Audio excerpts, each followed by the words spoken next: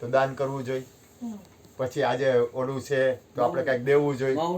મૌની અમાસ છે એવો કઈ વિચાર. આજ મેં એક જણાને કીધું એટલે તું આ જમવા આવજે, તો કે બાપુ જમાડવાના તો અમારે તમને હોય, તમે મને જમવાનું કહો છો? અમારે જમાડવાના હોય, અમારી ફરજ આવે, અમારે જમાડવું જોઈએ. મેં તું ગાંડા તું આવજે, હું ખોટું નહીં બોલું. કોઈ એ ભાઈ આવ્યા તાજા અહીંયા પ્રસાદ ભાઈ તું ગાંડા મેં કીધું પ્રસાદ લેવા આવજે કીધું. તો કે બાપુ તમે હવે એને મને હવાના પરમાં હું ફોન કર્યો ખબર છે? એટલે મને કે હવાના પરમાં મને કે ગુરુજી કે ભાઈ બોલ ને માં. તો મને કે હવાના પરમાં મને કે આજે કે 7-8 જણાનું કે પ્રસાદનું વિચાર છે, તમે આવી કે અને તમે એક હોટલમાંથી મગાવી લેજો જેટલા રૂપિયા થાય એટલા.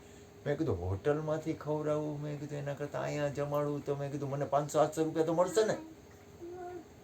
તો 500-800 મને 500-800 મળશે ને. હું વિચાર શું કરું, તમે વિચાર તો કરો. મેં કીધું સારું 500-800 મળશે. મેં કીધું સારું ગાડો ને કીધું એટલા મારા ખર્ચાનો નીકળી જાય, અહીંયા મને પોહાય કીધું. અને કરિયાણું ઉધાર આવે એટલે મારે કંઈ ચિંતા નથી કીધું. અને મેં કીધું ગોયરું. મેં કીધું હાલો મેં તું ચિંતા કરીમાં માડી. તો મને કે હું તમને હાઈ સુધી એમ કહીશ કેટલા જણા આવે, બાકી જમવાનું પાકું. એટલે મેં કીધું બેઠો ને મેં કીધું સારું 500-800 એમાં કુદરતને કરું ને એક બેનના 5000 આવ્યા. મેં કીધું 5000 આવ્યા. મેં કીધું દિવાળી મારા ખીચામાં 5000 રૂપિયો ખીચામાં એક નો હોય અને 5000 આવ્યા. મેં કીધું 5000 આવ્યા. મેં કીધું કાંઈ નો. મેં કીધું 5000. મેં કીધું એટલે મેં કીધું હાલ ને. મેં કીધું એમાં મને એમાં કુદરતને કરો યોગ હોય. એટલે પરોઠા બનાવી દઈશ બાપુ એ કે સાંજે 6 વાગે પરોઠા બનાવી દો. મેં કીધું હાલો રસોઈ કરવા વાળા મળી ગયા. મેં કીધું કારણ કે રસોઈ કરવા વાળા જોઈ. કંચનબેનને કેવું તમારે બીતા કહેવું પડે. મેં કીધું સારું. મેં કીધું કેમ કરું. એમાં કંચનબેને ફોન કર્યો. એમાં મને યાદ આવ્યું. મેં કીધું સારું પરોઠા આવે તો મેં કીધું પંજાબી ભળે તો મેં કીધું દાલ ફ્રાય હુકમ ન. મેં કીધું દાલ ફ્રાય ને જીરા રાઈસ હુકમ ન કરી. મેં દાલ ફ્રાય ને જીરા રાઈસ હુકમ ન કરી. ત્યાં મને કે ત્યાં પાછો એને હાંજે ફોન આવ્યો. મને કે અમે 15-20 જણા આવશું કે અને ગયડું કઈ મિષ્ટાન રાખ્યું. કીધું મિષ્ટાન. મેં કીધું પૈસા. મેં કીધું મિષ્ટાન ના તો તારે દેવા પડે ને. મેં કીધું અને મને કે બાપુ તમે કઈ ચિંતા કરો માં ગુલાબજાંબુ રાખી દે. મેં તો તું કહી દે ગુલાબજાંબુ નું. મેં કીધું હું પૈસો નહીં દઉં. મેં કીધું અરે મને કે તમે કઈ ચિંતા કરો માં મારો ભાવ છે. કુદરત ને કરવું ને મારી પાસેથી 6-1000 જેવા હતા બધા વાપરી રહ્યા. કારણ કે ઓલો બબુ મને કે તેલ લેવાનું હોય ડબ્બો, આ નથી ઓલું નથી ફલાણું. હે ભગવાન. મેં કીધું હાલો. મેં કીધું મારા પૈસા વાંધો નહીં. મેં દે તો ભલે ન દે કાંઈ નહીં. મેં કીધું અને હું ફોન કરવા માંડ્યો 100 જણા ઉપર થઈ ગયા અને મારા મોઢા પાણી આવે. ધવલા હું તને કહું જમાડું ને એટલે મને આનંદ આવે, મોઢા પાણી આવે. પછી સત્સંગ થાય ને ગોરધનભાઈ સત્સંગ કરે ને એટલે હું રાજી થાવ. પછી આ બાપા ભજન ગાય તને જો કેવી મોજ આવે. બાપા ભજન ગાય જોડ બોલે રાજી થાવ. કૃષ્ણ સત્સંગ ગાય મને મારો જીવન જ આ થઈ ગયું તો હું કરું. બરોબર. અને કેવું ગોઠવાનું. આ જો તમે બધા બેઠા હો કેવા પ્રેમથી બેઠા હો. વાત તો આત્મા પરમાત્માની છે ને. બાનું મારું ગમે એવું હોય તો મારું લક્ષ ક્યાં હે? મારું બાનું ભલે ગમે એ રહ્યું, હું બાનું ગમે એ કાઢું. જયલા એ કાનિયા તું આવજે ને મારો બાપ. પગે લાગુ હું એને ઘનાને પગે લાગુ. વહુ ને પગે લાગુ. મેં કીધું આ મારી વહુ. ધવલા ને હું પગે લાગુ. ધવલા આવજે ને મારો બાપ. બાપુ 1 મિનિટ કહું. ઓલું મેં હમણાં તમને ત્યાં બેઠો તો ન કીધું. ઓલા ડાયરા વાળા ઓલા હકાબા ગઢવી ગયા એમ કે મને કોક ફોન કરે કે હકાબા કેટલા પૈસા લ્યો ડાયરાના? તો કે 1.5 લાખ રૂપિયા. એટલે કે હા 1.5 લાખ રૂપિયા થી તમે હું સ્ટેજ માટે ગલગોટિયા ખાવ? તો કે ના. તો કે તો છે ને 1.5 લાખ લ્યો. કે અમારા છોકરાઓને પછી ગલગોટિયા નો ખાવા પડે ને એટલે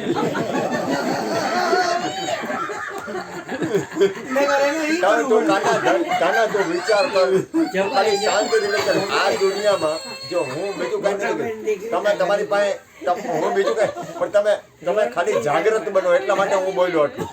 મારો બોલવાનો ઉદ્દેશ બાપુ એક નાની વાત કરું. મને અંદરની મૂંઝવણની બહાર કાઢીને વાત કરું. જો આપણે અત્યારે વાત કરીએ ને જે એની એ બહુ હાઈ લેવલની વાત છે. બરોબર છે કે ભાઈ નથી એની અંદર નામ કે નથી કોઈ મૂર્તિ. આપણે મેઇન વાત ઉપર આવી ગયા પરમાત્માની વાત ઉપર. બરાબર. સ્વામિનારાયણ ધર્મ હોય એમાં તમે જાઓ તો સર્વોપરી ભગવાન સ્વામિનારાયણને પૂજે. તમે એ મંદિરમાં જાઓ તો મૂર્તિના દર્શન કરશો. એના જે મહંત કે સાધુજી કાંઈ છે એની ભેગી તમે 2 શબ્દમાં વાત નહીં કરી શકો. સમજ્યા? અને તમે ફટ દઈને હાલો હાલો કરતા બહાર નીકળી જાઓ. બીજી કઈ નવીન વાત અહીંયા નહીં મળે. બરાબર. અહીંયા જેટલો સત્સંગ મળે છે લુખો એવું ક્યાંય નહીં મળે. હવે ઈ જ વસ્તુ રહી ઈ સ્વામિનારાયણમાં એવી જ રીતના હવેલીમાં જાઓ તો અહીંયા લેવા દેવા વિનાની વાત નાઈ ના આવ્યા ને ઓમ કર્યું ને આ કર્યું ને ખવડાવે પાન બીડું બનાવ્યું બીડાની અંદર લવિંગ હોવું જોઈએ એ માથે તુલસી હોવું જોઈએ નકર ઠાકોરજી નો ખાય આવામાં હલવાયેલા ગૂંચમાં હરકી રીતના એમ જે તમે અરે શ્રીનાથજીમાં હવે- નાકમાં આંગળી ગઈ ને, હા. એ નાકમાં આંગળી ઘાલોમાં ભાઈ. હા હા. આ એમ અને લાલો કરે એનો ઘરવાળો નાઈ છે ને, લ્યો હવે કે. એનો ઘરવાળો ભૂખો મરે ને આ લાલાને હિચકાવતી ખવડાવી રાખે આ કોદીની પથારી ફરી ગઈ છે તમે હેજા ધર્મમાં. હવે આ વસ્તુ રહી એની ઉપરથી તમે હે ને એક વસ્તુ બીજી વિચારો કે બાપા સીતારામ આપણે અહીંયા હવે હું બગદાણા જાય એનો મુદ્દો મરી ગયો હો. આખે આખો મુદ્દો મરી ગયો. કઈ રીતના મરી ગયો? બાપા હતા ને તો જે વાત થતી ને ઈ મુદ્દો મરી ગયો. કઈ રીતે મરી ગયો? આ જમણવારમાં મરી ગયો. શું કરવા? બગદાણા થઈ ગયું મોટું. ન્યા માણસ જાય જમે મૂર્તિને ચાંદીની મૂર્તિ બાપાનું મંદિર બહુ સારું ને હવા હારી આવે ને જગ્યા પ્રભાવ વાળી બસ એટલી જ વાત થાય. બીજી વાત આગળ નથી થતી.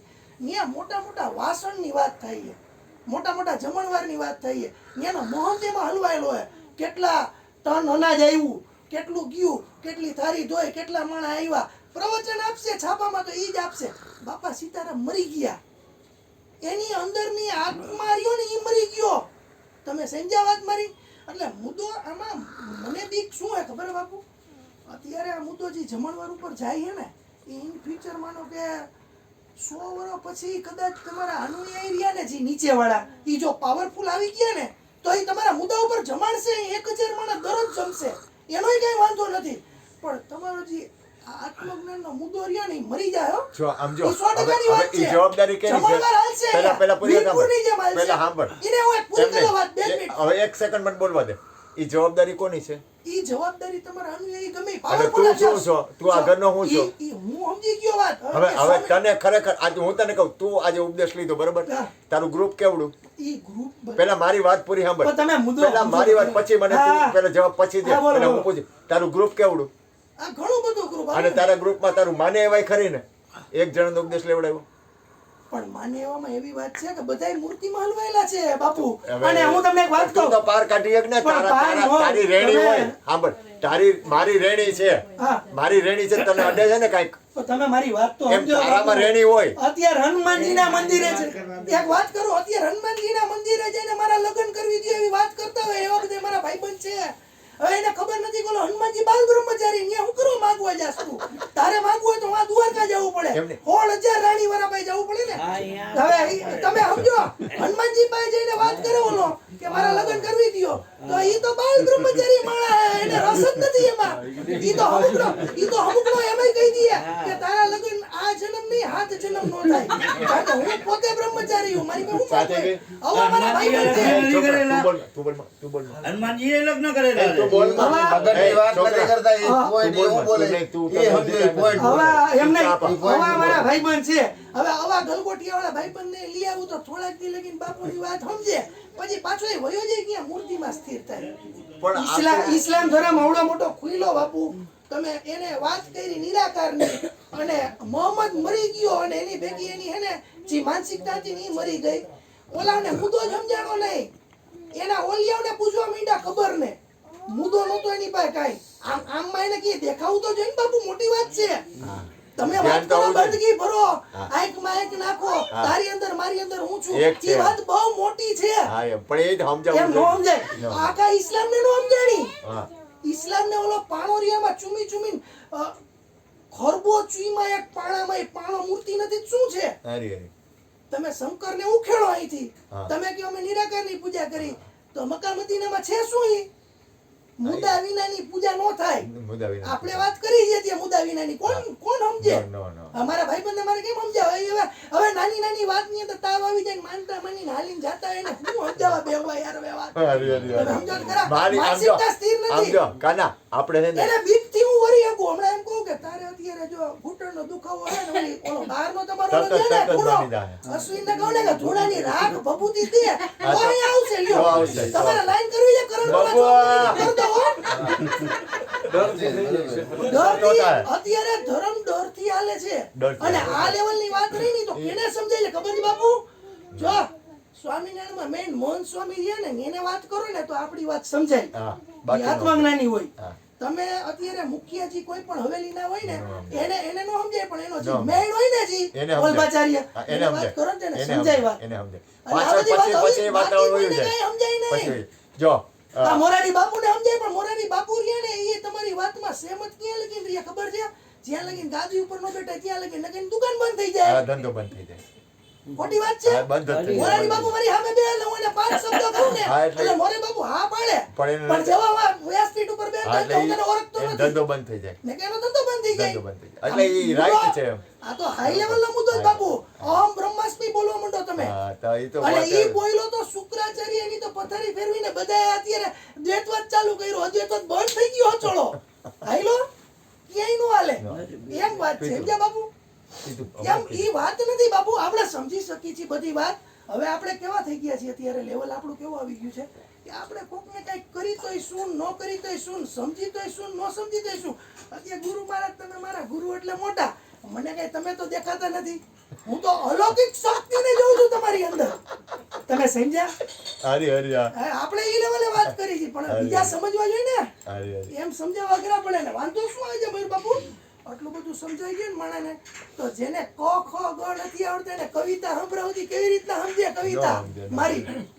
સમજ્યા? એમાં જેને એવું થાય કે આપણે એને ગુજરાતી ભાષા શીખડાવ્યા પેલા વ્યાકરણનું જ્ઞાન આપી. એવું થઈ જાય એટલે એને વાત થઈ જાય. અને એ શું કે ખબર? તું ગાંડીનો થઈ ગયો. હા ભાઈ એમ કે તમે મુદ્દો નહીં આવી જાય, તું ગાંડીનો થઈ ગયો. સમજ્યા? કૃષ્ણ પીવું છે તારે